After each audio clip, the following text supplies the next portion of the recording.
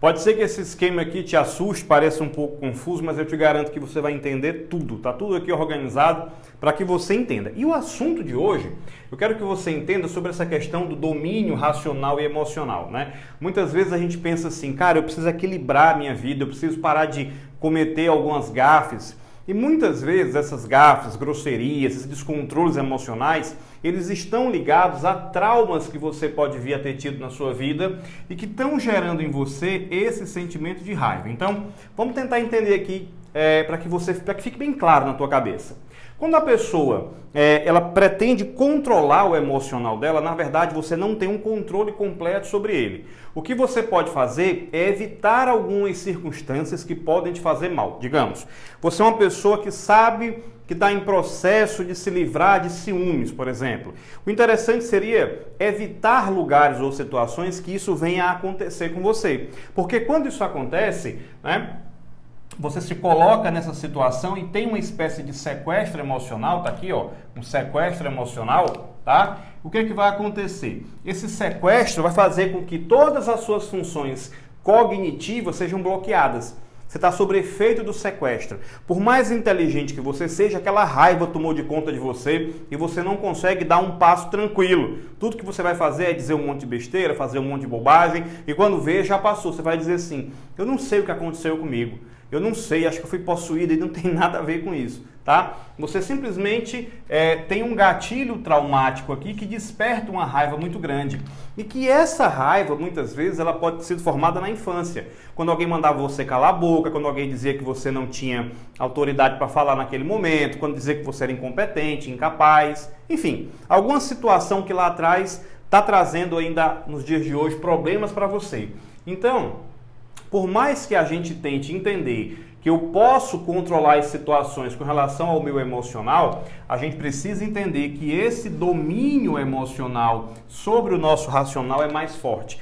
Ou seja, quando você está sob efeito de um sequestro, você realmente não consegue pensar bem, você realmente tende a meter os pés pelas mãos. E esse sentimento de raiva que eu te falei, ele tem uma coisa muito ruim com relação a ele. Primeiro, porque essa raiva ela pode começar a criar na pessoa, se já não criou, a questão do chamado vício emocional. Tem gente que verdadeiramente é viciada no sentimento de raiva. Toda hora ela está criando uma situação, ainda que inconsciente, para que ela tenha raiva. E lembre que o poder do nosso inconsciente é muito maior do que o nosso poder consciente, até porque ele é 95% do que se processa dentro do teu cérebro, tá? 95% do que você faz durante o seu dia tem a ver com hábitos inconscientes, com ações inconscientes, comportamentos inconscientes.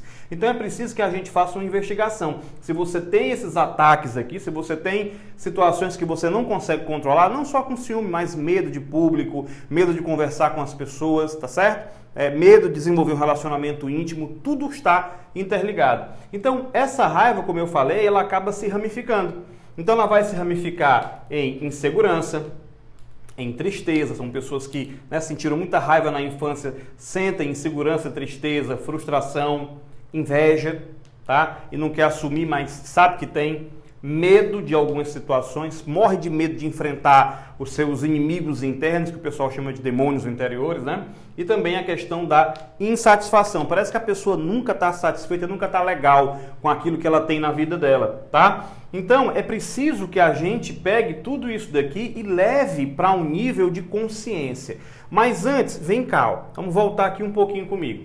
Quando a pessoa tem simplesmente esses sentimentos de raiva, muitas vezes esses ataques, muitas vezes a grosseria, muitas vezes hábitos negativos, entenda, a intenção do nosso cérebro é sempre positiva. A gente sempre acha que vai ganhar alguma coisa fazendo uma determinada ação. Então isso é aqui que entram os chamados ganhos secundários. Então tem gente que tem esses ganhos secundários no sentido de observar, de prestar atenção, né, consciente ou inconscientemente também, de que ela vai ter algum ganho com aquilo. Ela foi grosseira, tá? E ela se sente no comando. Ou então ela provocou uma pessoa, a pessoa foi grosseira com ela e depois vem pedir desculpa, ela sente que está no ganho com aquilo. Então esses ganhos secundários aqui são despertados todas as vezes em que a gente tem uma ação negativa, mas que tem um fundo que a gente julga ser positivo. E é por isso que a pessoa precisa passar por uma análise desse comportamento. Porque eu te pergunto, até onde Isso de fato está sendo positivo ou está acrescentando algo na tua vida? E aí eu quero que você entenda, para que a pessoa tenha esses ganhos secundários, que ela mantenha, né, o sentimento de estar ganhando, ter ganhos com isso, essa pessoa normalmente ela está tendo hábitos improdutivos sem saber, ela está tendo vícios emocionais sem saber, a vida dela está estagnada sem que ela saiba. E tudo isso ela ainda achando que está na vantagem. Então é preciso trazer tudo isso para o nível da consciência. É preciso que a pessoa faça uma análise de si mesma. É preciso que ela trabalhe essas questões emocionais que ela tem, porque isso vai dando indícios, vai dando certeza para a gente do que é que está acontecendo para que surja de fato esse processo de transformação. Então, quando o seu emocional está abalado, isso é um grande indicativo de trauma, né? De um trauma do passado que está refletindo, reverberando ainda hoje. Então, emocional exacerbado, sinal de trauma, tá? E que todos nós temos, não há nada de errado nisso, mas é que o interessante é se livrar dele, é ressignificar, é trazer um caminho de ressignificação, trazer um novo significado. Porque muitas vezes quem sofreu essa raiva, por exemplo, na infância, quem foi humilhado em alguma circunstância, em alguma situação, acaba tendo o que a gente chama de autossugestão negativa.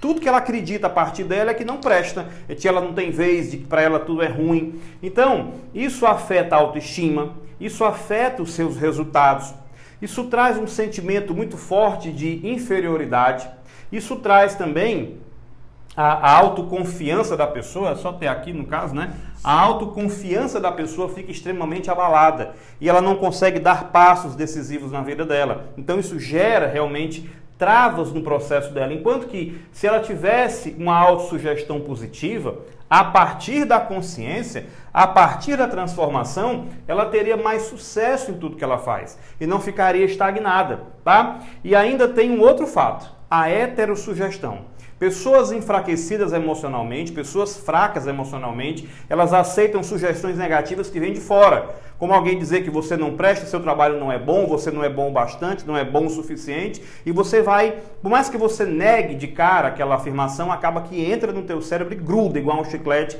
e você não consegue dar um passo mais além. Por isso que eu digo sempre que há uma grande importância em você fazer a sua autoanálise, investir no seu autoconhecimento para que você seja uma pessoa bem melhor, tá bom? Eu vou deixar aqui, inclusive, nesse vídeo, os meus contatos de sessão e também, a partir de agora, uma coisa interessante para que você conheça o Life Academy, que é um programa de mudança de vida que eu tenho certeza que vai ajudar você. Clica e você vai conhecer melhor. E se você também ainda não é inscrito no canal, inscreva-se para receber conteúdos de qualidade.